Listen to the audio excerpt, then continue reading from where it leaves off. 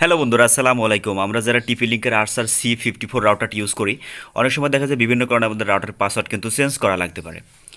তো অনেক সময় দেখা যায় যে আমরা এমনও হয় যে আমরা যারা নতুন ইউজার তারা অবশ্য জানি না কীভাবে আপনার টিপি লিঙ্কের আরসার C54 রাউটারের পাসওয়ার্ডে চেঞ্জ করতে হয়। তা আপনি যদি না জেনে থাকেন অবশ্যই আমাদের ভিডিওটা মনোযোগ সহকারে দেখেন। আজকে আমি আপনাদের দেখাবো কীভাবে খুব সহজেই আপনি আপনার টিপি লিঙ্ক রাউটারের পাসওয়ার্ডটা চেঞ্জ করতে পারেন। বরাবরের মতো আপনাদের সাথে আছে আমি সোহাগ। আপনারা দেখছেন সাতক্ষীরা টিস পয়েন্ট। তো আপনি যদি আমাদের চ্যানেলে নতুন হয়ে থাকেন অবশ্যই চ্যানেলটি সাবস্ক্রাইব করবেন। আর থ্যাংক ইউ সো মাচ যদি অলরেডি সাবস্ক্রাইব করে থাকেন।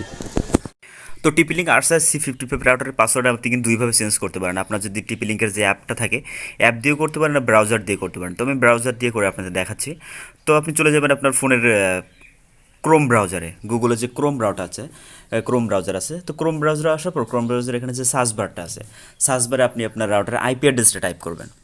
তো আমি টাইপ করি 192.168.0.1। এটা হলো আমার রাউটারের আইপি অ্যাড্রেস। তো রাউটারের আইপি অ্যাড্রেস টাইপ করার পর আমি যদি এখানে ওকে এন্টার করি তাহলে কিন্তু আমার রাউটারে প্রবেশ করতে পারবো, যেহেতু আমাদের রাউটারে কিন্তু অ্যাডমিন পাসওয়ার্ড দেওয়া নেই। প্রবেশ করার পর এখানে যে বাম পাশে থ্রি লাইন ডটটা আছে, থ্রি লাইন ডটে যদি আমরা ক্লিক করি তো আমাদের এখানে সেটিং আসবে।